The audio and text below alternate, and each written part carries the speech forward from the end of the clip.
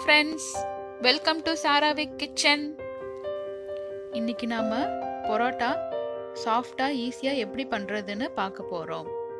அதுக்கு முன்னாடி என் சேனலை சப்ஸ்கிரைப் பண்ணாதவங்க அந்த ரெட் கலரில் இருக்கிற சப்ஸ்கிரைப் பட்டனை கிளிக் பண்ணுங்க.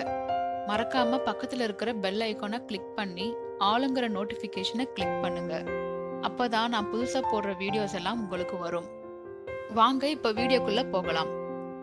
பரோட்டா செய்ய தேவையான பொருட்கள்: மைதா 2 கப், உப்பு 1 டீஸ்பூன், எண்ணெய் தேவையான அளவு, தண்ணி 3/4 கப்ல இருந்து 1 கப் வரைக்கும் தேவைப்படும். ஒரு பவுல் எடுத்துக்கோங்க. அதில் மைதா, உப்பு சேர்த்து ரெண்டுமே மிக்ஸ் பண்ணுங்க. அப்புறம் கொஞ்சம் கொஞ்சமாக தண்ணி சேர்த்து மாவு பிசைஞ்சுக்கோங்க. இந்த மாதிரி மாவு பிசைஞ்சுக்கோங்க. எனக்கு 3/4 கப் தண்ணி தான் தேவைப்பட்டுச்சு. இந்த மாவை இப்போ இழுத்து இழுத்து பிசையணும். அதுக்கு கீழே கொஞ்சம் மாவு தூவிக்கோங்க. அப்புறம் பிசைஞ்ச மாவை எடுத்து இப்படி இழுத்து இழுத்து பிசைங்க. இந்த மாதிரி ஒரு 15 to 20 மினிட்ஸ் பிசைஞ்சுக்கோங்க.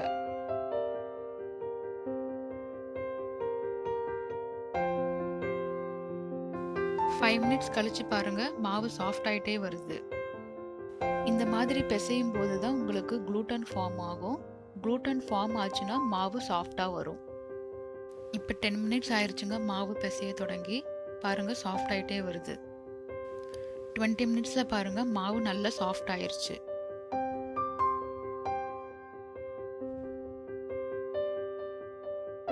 இப்போ இதில் 1 டேபிள் ஸ்பூன் எண்ணெயை சேர்த்து பிசைஞ்சுக்கோங்க. பிசைஞ்சதுக்கப்புறம் ஊற வச்சிடலாங்க. இது ஒரு 1 to 4 hours வரைக்கும் ஊற வச்சுக்கோங்க.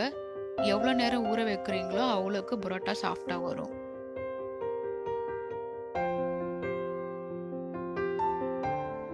மாவு காயாமல் இருக்க இது மேலே 1 டேபிள் ஸ்பூன் எண்ணெய் தடவி வச்சுருங்க. நான் ஒரு 2 hours ஊற வச்சேங்க. இப்போ பாருங்கள், மாவு ரொம்ப சாஃப்ட் ஆயிருச்சு. இப்போ உருண்டை பிடிச்சிடலாங்க. பாருங்கள் எவ்வளோ அழகாக வருதுன்னு. இந்த மாதிரி எல்லா மாவுக்கும் பண்ணிடுங்க. இந்த மாதிரி மாவு உருட்டிட்டு 1 டேபிள் ஸ்பூன் எண்ணெய் தடவி ஒரு 30 மினிட்ஸ்லேருந்து 1 hour வரைக்கும் ஊற வச்சிடுங்க. இப்போ ஒரு 1/2 hour ஆயிடுச்சுங்க. இப்போ மாவு விரிச்சிடலாம். அதுக்கு ஒரு பிளேட் பின்னாடி எண்ணெய் தடவி மாவு எடுத்து இந்த மாதிரி விரிச்சுக்கோங்க. உங்களுக்கு கையில் பண்ண கஷ்டமாக இருந்துச்சுன்னா சப்பாத்தி ரோலர் வச்சு பண்ணுங்க. நல்லா மெலிசா தட்டிக்கோங்க. நடுவில் ஓட்டா ஆனாலும் பரவாயில்லை. கொஞ்சம் எண்ணெய் தடவிட்டு 2 சைட்லையும் இந்த மாதிரி ஷ்ரிங்க் பண்ணுங்க. ஷ்ரிங்க் பண்ணதுக்கப்புறம் இப்படி ரவுண்டு பண்ணிடுங்க. இப்படி பண்ணால் உங்களுக்கு லேயர்ஸ் வரும்.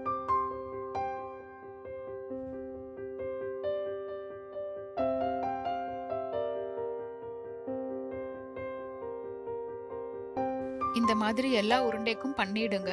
பண்ணிட்டு 1 டேபிள் ஸ்பூன் எண்ணெய் தடவி ஒரு 1/2 hour வரைக்கும் ஊற வச்சுக்கோங்க.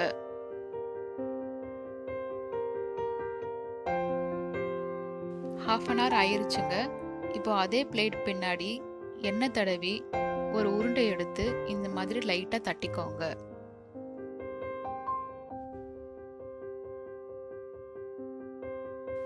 இப்போ தோசை பேன் வச்சுருக்கேங்க. நல்லா சூடு ஆன உடனே இதில் லைட்டாக எண்ணெய் தடவி அது மேலே பரோட்டா வச்சுடுங்க. மீடியம் ஃப்ளேமில் ஒரு 2 to 3 மினிட்ஸ் வேக வச்சுருங்க. அப்புறம் திருப்பி போட்டு 1 டீஸ்பூன் எண்ணெய் ஊற்றி ஒரு 2 நிமிஷம் வேக வச்சுக்கோங்க.